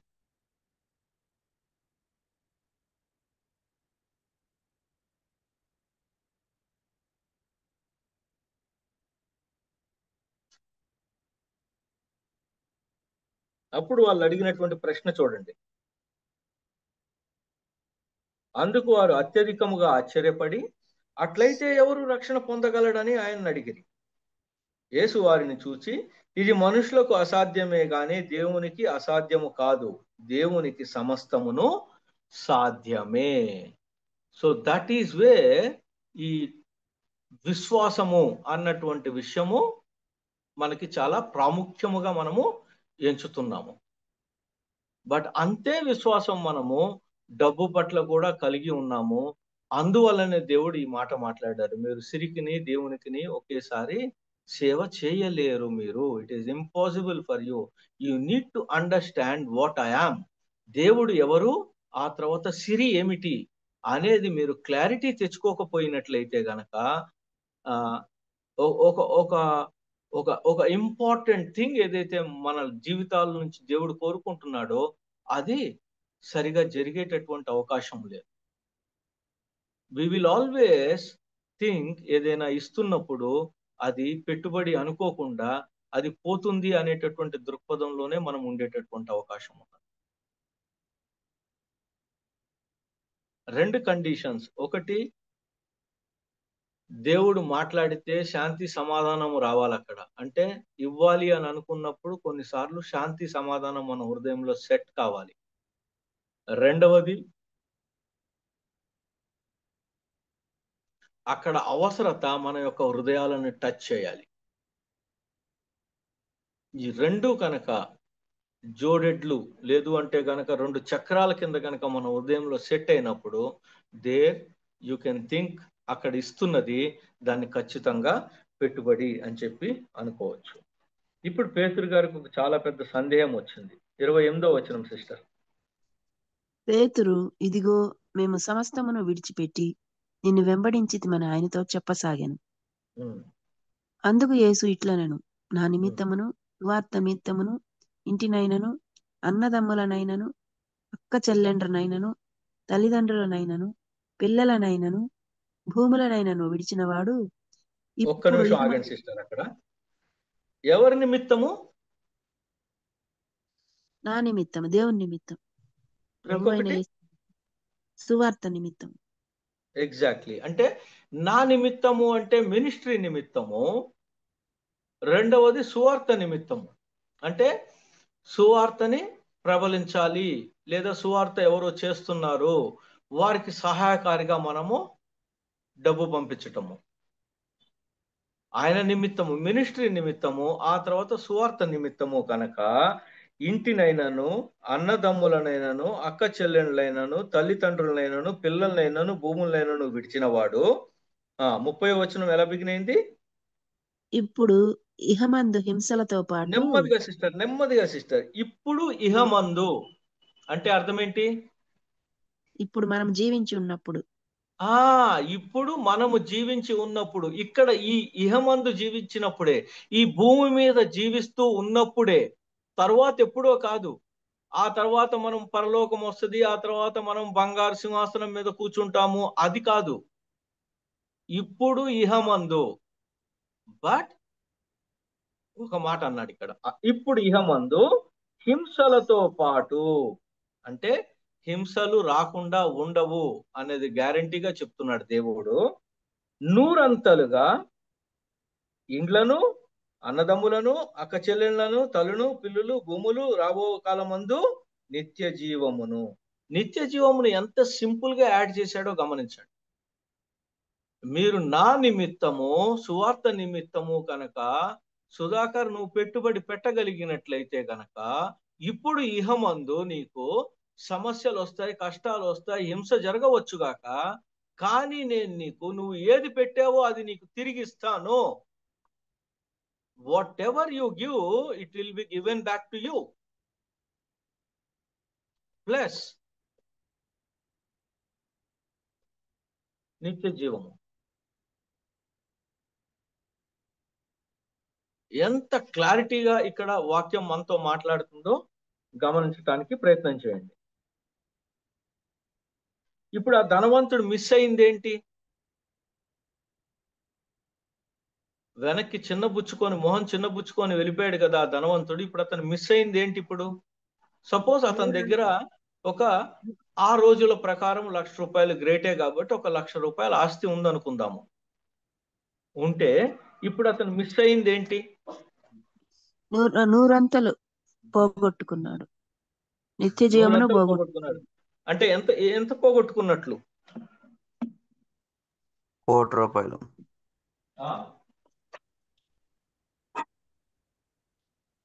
అంటే ఎగ్జాక్ట్ గా ₹1,00,000 అతనికి ఆస్తి ఉంది అని చెప్పి మనం అనుకున్నట్లయితే అతను పోగొట్టుకున్నటువంటి వాల్యూ ఏంటి అంటే ₹1,00,00,000. దీన్ని అయితే నేను సంపూర్ణంగా ఎటువంటి సందేహం లేకుండా నేను నమ్ముతున్నాను. నేను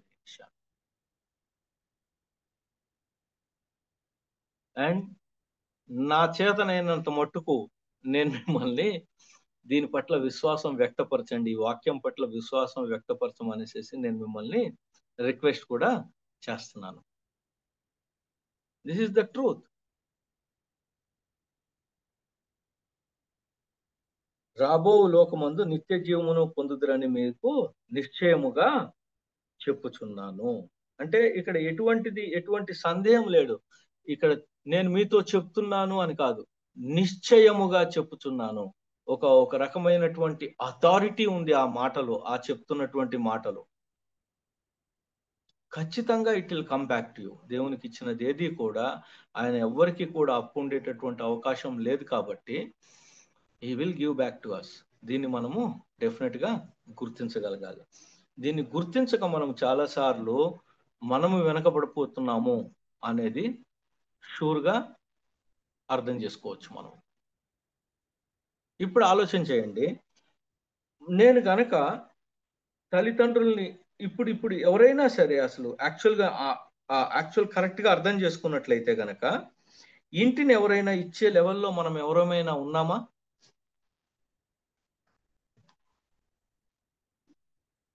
లేము అనేది వాస్తవమైనటువంటి విషయం కదా. నిజంగా ఎవరైనా సరే ఇల్లు అమ్మేసేసి ఇచ్చేటటువంటి కండిషన్లో ఉన్నారా ఈ రోజుల్లో అంటే లేరు. నిజం ఈ మాట. అన్నదమ్ములు, అక్క చెల్లెళ్ళని అంటే వాళ్ళని వీళ్ళని ఈక్వలెంట్ గా చూడటము అన్న యాంగిల్ ఇక్కడ అర్థం చేసుకోవాలి. అంటే ఇక్కడ ఏమంటున్నాడు అంటే దేవుడు, ఈ రోజున సపోజ్ నేను గనక మీ మీ మీ ఊరికి వచ్చాను అనుకోండి, ఏదైనా పని మీద వచ్చాను అనుకోండి, నేను మీకు చెప్పాను అనుకోండి, నేను ఇలా మీ ఊరు వస్తున్నాను అని చెప్పాను అనుకోండి, లేదా మీరు నాకు తెలుసు, ఫర్ ఎగ్జాంపుల్ ఇప్పుడు ఇగో రమేష్ గారు తెలుసు, కాటన్ బ్రదర్ తెలుసు, లేదు ప్రసీద సిస్టర్ గారు తెలుసు, లేదా బాబీ అన్న తెలుసు, లేదు అంటే కనుక ఝాన్సీ సిస్టర్ గారు తెలుసు, వీళ్ళందరూ నాకు తెలిసింది. ఇప్పుడు వాళ్ళు కనుక నాకు ఫోన్ చేసి, బ్రదర్ ఇలాగ నేను హైదరాబాద్ వస్తున్నాను, నాకు ఒక చిన్న పని ఉంది కొద్దిగా అక్కడ అని చెప్పి అన్నారు అనుకోండి, నెక్స్ట్ నేను అనేటటువంటి మాట ఏంటి? మా ఇంటికి రండి అంటారు. కరెక్టేనా?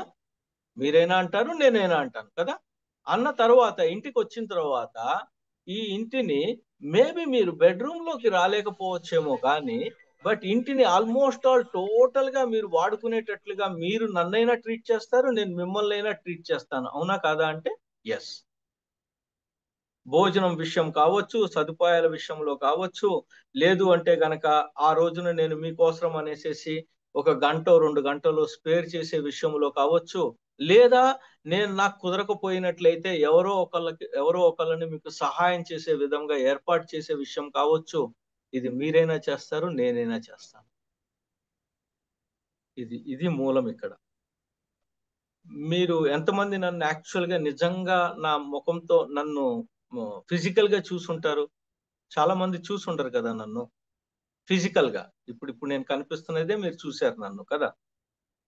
సో, బట్ స్టిల్ ఒక రిలేషన్‌షిప్ అన్నది మన మధ్య ఒక బ్రదర్, ఒక సిస్టర్ కింద ఏర్పడిందా లేదా ఇప్పుడు మన మధ్య?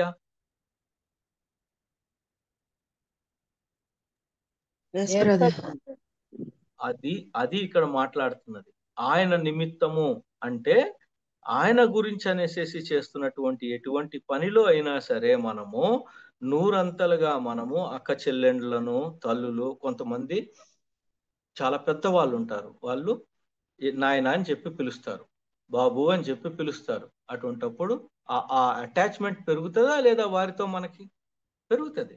So, this is how it will become. ఇది నిజమే వాక్యము అని చెప్పటానికి ఇది లోతుగా అర్థం చేసుకోగలగాలి. అర్థం చేసుకుంటున్న కొద్దీ మనకి వాక్యం మనకి ఇంకొద్దిగా వేరే నెక్స్ట్ లెవెల్‌కి తీసుకువెళ్తూ ఉంటుంది ఇది మనకి.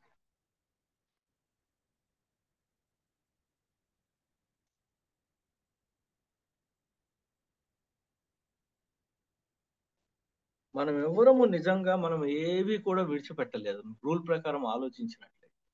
ఇది దేవుని యొక్క దయలో, దేవుని యొక్క కృపలో, కేవలము కృపలో we become brothers and sisters. కొంతమందికి తల్లి కొడుకు, లేదు అంటే గనక తల్లి కూతురు, ఈ సంబంధాలు మన మధ్య ఏర్పడటానికి దేవుడు మనకి సహాయం చేశాడు. కేవలము దేవుడి పట్ల మనం చూపిస్తున్నటువంటి విశ్వాసమును బట్టి మాత్రమే ఇది జరుగుతున్నది తప్పితే ఇంకో విధంగా ఏమీ జరగట్లేదు. ప్లస్ నిజంగానే మనము గనక ఏదైనా డబ్బుని గనక నిజంగా దీంట్లో పెట్టుబడి పెట్టినట్లయితే ఆయన నిమిత్తము, ఆ తర్వాత ఆయన సువార్త నిమిత్తము, it has to come back, it will come back. నేను సజీవ సాక్ష్యం మీకు that it will come back అనేసి. అండ్ టైం టు టైం మీరు ఒక విషయం గమనిస్తారు ఇలా జరుగుతున్నప్పుడు, మీ యొక్క కెపబిలిటీ అంటే పెట్టుబడి పెట్టేటటువంటి కెపాసిటీని కూడా దేవుడు పెంచుకుంటూ వస్తాడు. ఫర్ ఎగ్జాంపుల్, యూత్ మీటింగ్ జరుగుతున్నది. యూత్ మీటింగ్ లో దగ్గరగా ఒక 28 మంది ఫుల్ టైం కి కమిట్ అయ్యారు. 30 మంది చేంజ్ వాళ్ళు టెంట్ మేకర్స్ గా ఉండటానికి నిర్ణయం తీసుకున్నారు. ఆ తర్వాత ఎర్లీ స్టేజెస్ లో ఉన్న వాళ్ళు బైబిల్ చదవటము, లేదు అంటే గనక బైబిల్ని విశ్లేషించటము అన్నటువంటి కోర్సులోనికి రావడానికి రెడీ అయ్యారు అని చెప్పి మనం ముందుకు వచ్చిన తర్వాత ఈ దినమున మనము దాదాపుగా మామూలుగా అయితే మనకి 200 మంది వస్తూ ఉంటారు, కానీ ఈసారి మనకి 400 మంది వస్తారు బైబిల్ దీనికోసము. ఇదివరకు మనకి దగ్గరగా ఒక 1 lakh రూపీస్ ఖర్చు అయ్యేది ఈ యూత్ మీటింగ్ చేయటానికి. కానీ ఈసారి అకామిడేషన్ కూడా ఇస్తున్నాము. అకామిడేషన్ కి వాళ్ళు కొద్దిగా తక్కువనే ఇస్తారు, మనం కొద్దిగా పెట్టుబడి పెట్టుకోవాల్సి వస్తుంది. అందువల్ల మనకి ఇప్పుడు మన అవసరత దగ్గరగా ఒక 3 లక్షలు అని చెప్పి అనౌన్స్ అయినప్పుడు, మనము గనక ఇదే అనౌన్స్మెంట్ ఒక సంవత్సరం క్రితం విన్నట్లయితే గనక, అప్పుడు గనక మనం కేవలము ఒక 10,000 రూపాయలు మాత్రమే మనం పెట్టుబడి పెట్టే కండిషన్ లో ఉండి పెట్టినట్లయితే గనక, ఈ సంవత్సరము అది ఖచ్చితంగా 20,000 30,000 అయిపోతుంది ఆటోమేటిక్ గా.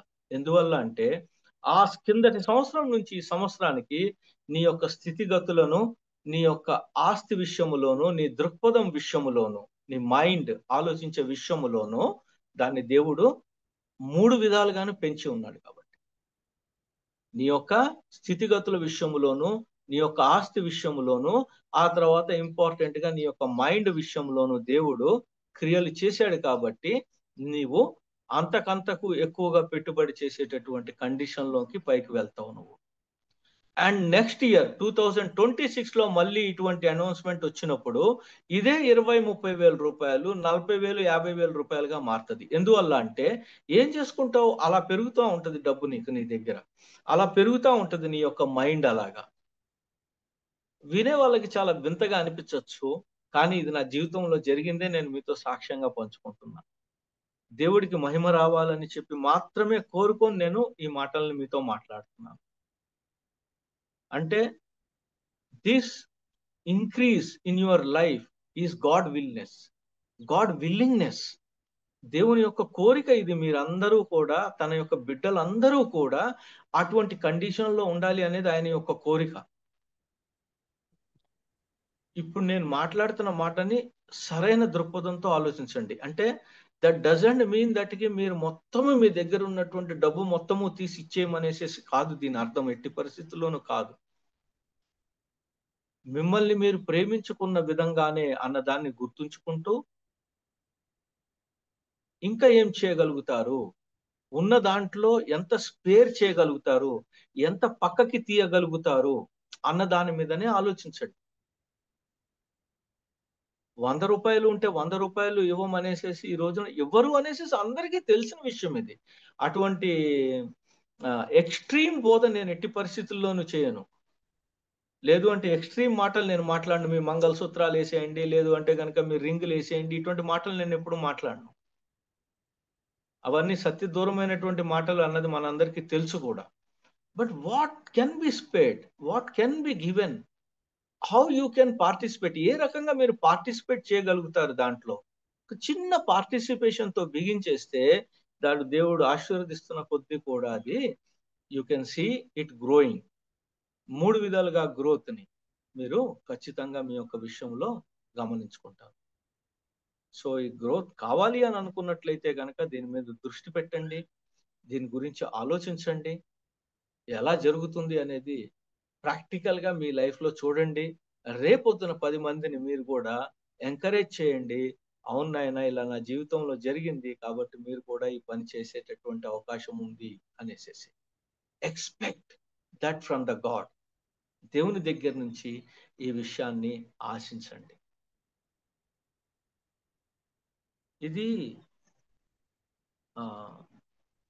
ఈ సృష్టి ధర్మములోనే న్యాచురల్ లా కింద పెట్టాడు దేవుడు దీన్ని. ఈ న్యాచురల్ లాని లేదా ధర్మముని గుర్తించిన వాళ్ళు, ప్రభువుని ఎరగని వాళ్ళు చాలా మంది వీటన్నిటిని పాటించి చాలా సక్సెస్ అవుతున్నారు. మనం కాలేకపోతున్నాం. ఎందువల్లంటే మనం ఎక్కడ ఆగిపోయాము అంటే, మీరు ఏదైనా పెడితే మీకు కేవలము ఆత్మ సంబంధమైనటువంటివే వస్తాయి అని ఆగిపోయాం మనము. వాక్యం అలా ఖచ్చితంగా చెప్పట్లేదు. వాక్యం చెప్తున్నది ఇహమందు, ఇప్పుడు అనేటటువంటి మాటలు వాడుతున్నారు. The rest is definitely up to you. Thank you very much. Next కలవటానికి ప్రయత్నం చేద్దాము. 8 సూత్రాలు, పెట్టుబడి పెట్టడానికి 8 సూత్రాల గురించి మాట్లాడుకుంటాము నెక్స్ట్ మనం కలిసినప్పుడు. అది మాట్లాడుకున్న తర్వాత మనము ట్రెజర్, సంపద గురించి మనము ఎండ్ చేసుకుంటాము. Thank you very much. Over to the chairperson. Thank you brother. మరి చాలా చక్కని విషయాలు గృహ నిర్వాహకత్వంలో భాగంగా చక్కని విషయాలు మాకు అందిస్తున్నందుకు, మనీ విషయంలో మరి ప్రాక్టికల్ గా కూడా కొన్ని హెచ్చరికలు చేస్తూ వివరిస్తున్నందుకు వర్చువల్ ప్రేయర్ ఫ్యామిలీ తరఫున మీకు ప్రత్యేక వందనాలు తెలియజేస్తున్నాను. మన మధ్యలో ఉన్నారు ఎవరిని చామి రవికుమార్ గారు. ముగింపు ప్రార్థన, పరలోక ప్రార్థన ఆశీర్వాదం ఇవ్వాల్సిందిగా కోరుతున్నానండి.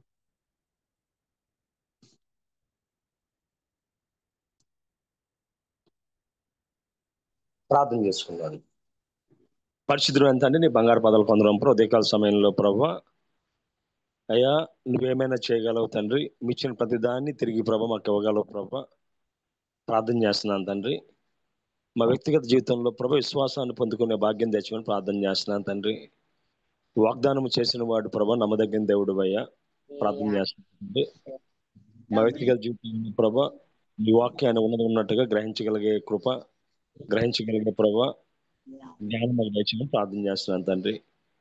ప్రభు నీ దాసులు సుధాకర్ రెడ్డి గారి ద్వారా అనేకమైన దేవతన ప్రభా ఆత్మ సంబంధమైన ప్రభా మర్మాలు, అదేవిధంగా లోక సంబంధం విషయాలతో ముడివేసి చెప్పుచుండగా ప్రభా ఆయనకి ఇచ్చిన జ్ఞానాన్ని బట్టి వందనాలతో మేము కూడా తండ్రి ప్రభా వాటిని నేర్చుకొని మా జీవితంలో అనుసరించగలిగే భాగ్యం తండ్రి మాకు దయచేయమని ప్రార్థన చేస్తున్నాను తండ్రి. విత్తబడే వాక్యం తండ్రి 30 60 100 ప్రభా ఫలింపు చేయమని ప్రార్థన చేస్తూ ఉన్నాం ప్రభా. సహాయం దయచేయండి ప్రభా. ప్రతిరోజు ఈ విధంగా వాక్యం వినడానికి తండ్రి నువ్వు ఏర్పాటు చేసిన ప్రభా ఈ యొక్క వర్చువల్ ఫెలోషిప్ ప్లాట్ఫామ్ దీవించండి. దీన్ని ఏర్పాటు చేసిన బాబు రత్నాకర్ గారిని వారి కుటుంబాలని సేవను ప్రభు దీవించమని ప్రార్థన చేస్తున్నాను తండ్రి. అదేవిధంగా ప్రభా ఎవరైతే సహకరిస్తున్నారో ప్రభా జాన్సన్ గారిని, స్వరూప్ గారిని, జాన్సన్ సిస్టర్ గారిని, ప్రదీప సిస్టర్ గారిని ప్రభా, అదేవిధంగా తేజ ఫినిష్ గారిని జ్ఞాపకం చేసుకుని ప్రభా కోర్ టీం వారిని దీవించండి. ఎవరైతే ప్రభా వర్చువల్ ఫెలోషిప్ లో ప్రతిరోజు మాట్లాడుతున్నారో వారిని, వారి కుటుంబాలను, వారి ఉద్యోగాలను, సేవను ప్రభా వ్యాపారాలను దీవించమని ప్రార్థన చేస్తున్నాను తండ్రి. అదేవిధంగా ప్రభా అనారోగ్యంతో ఉన్న డాక్టర్ విజయ్ కుమార్ గారిని జ్ఞాపకం చేసుకోండి ప్రభా. అదేవిధంగా దేవతని ప్రభా రాబర్ట్ జేమ్స్ అయ్య గారిని, అదేవిధంగా దేవతని ప్రభా ఆశీర్వాద గారిని జ్ఞాపకం చేసుకుని ఇంకా అప్పుడైతే అనారోగ్యంగా ఉన్నారు ఈ మధ్యకాలంలో ప్రభు కాటనాయ్ గారు అనారోగ్యంతో ఉన్నప్పుడు ప్రభు తిరిగి ముట్టవు, స్వస్థపరచవు, నీ దాసు ఇంకా సంపూర్ణ ఆరోగ్యంతో ప్రభు దయచేయమని ప్రార్థన చేస్తున్నాను తండ్రి. అదేవిధంగా తండ్రి మా కుటుంబాల్లో ఉన్న ప్రభ మేము ఎరిగిన ప్రభ ప్రతి అవసరాన్ని నీ ఐశ్వర్యంలో తీర్చమని ప్రార్థన చేస్తున్నాను తండ్రి. మేము అడుగు వాటికంటే ఊంచు వాటికంటే అత్యధికంగా చేయగలిగిన దేవుడు ప్రభ వందనాలు తండ్రి. అయ్యా ప్రభ అబ్రహాము నమ్మినట్టుగా ప్రభ దాన్ని తీసుకున్నా తిరిగి ఇవ్వగలిగిన నమ్మాడు ప్రభ, అందుని బట్టి వందనాలు చెల్లిస్తున్నాం. అయ్యా మా పాప చాలా మంది ప్రభ నీటు దేవతను ప్రభ కౌన్సిలింగ్ కోసం కనిపెడుతూ ఉన్నాం ప్రభ, కార్యాలు చేయమని ప్రార్థన చేస్తున్నాను తండ్రి. సహాయం తెచ్చండి ప్రత్యేకంగా తండ్రి ప్రభ ఈ దినాన ప్రభ మేము చేస్తున్న ప్రతి కార్యంలో ప్రభ సూటి అయిన మార్గాన్ని చూపించమని, వాక్యాన్ని విని వాక్యానుసారంగా జీవించగలిగే భాగ్యం మా జీవితాల్లో దయచేయమని ఒకసారి ప్రభుని వాక్యం చెప్పిన సుధాకర్ రెడ్డి గారిని ప్రభా ఆయన ఆరోగ్యాన్ని, కుటుంబాన్ని, ప్రభా వ్యాపారాన్ని కూడా ప్రత్యేకంగా దీవించమని అనేక స్థలాల్లో బలంగా వాడబడుకుని కృపించమని ఈ చిన్న ప్రార్థన మా ప్రభును టీకుమాడైన యేసుక్రీస్తు దివ్యనామని అడిగి వేడుకుంటున్నాం పరమ తండ్రి, ఆమెన్. పరలోకమందున మా తండ్రి మీ నామం పరిశుద్ధపరచబడును గాక, మీ రాజ్యం వచ్చును గాక, మీ చిత్తం పరలోకమందున భూమి మీద నెరవేరును గాక, మాకు కావలసిన ఆహారం దయచేయము, మరోసం నుంచి ప్రకారం క్షమించము, మన శోధనలో తక్క కింద తప్పించము, ఎందుకంటే రాజ్యము, బలము, మహిమ నిరంతరం ఎన్నో తండ్రి, ఆమెన్. మన తండ్రి అయిన దేవుని ప్రేమ, కుమారుడైన యేసుక్రీస్తు కృప, పరిశుద్ధాత్మ అన్యోన్య సహవాసం వాక్యం చెప్పిన దాసులకు పాల్గొన్న బిడ్డలకు ఆయన సదాకాలముతో నడిపించును గాక, amen. Amen. Thank you brother. ప్రార్థించిన రెవరెండ్ జామిరావు కుమార్ గారికి, వాక్యం అందించిన సుధాకర్ రెడ్డి గారికి ప్రత్యేక వందనాలు తెలియజేస్తూ ముగించుకుందామండి. హ్యావ్ ఎ నైస్ డే అండి. జాయిన్ అయిన మీ అందరికీ వందనాలండి. ముగించుకుందామండి.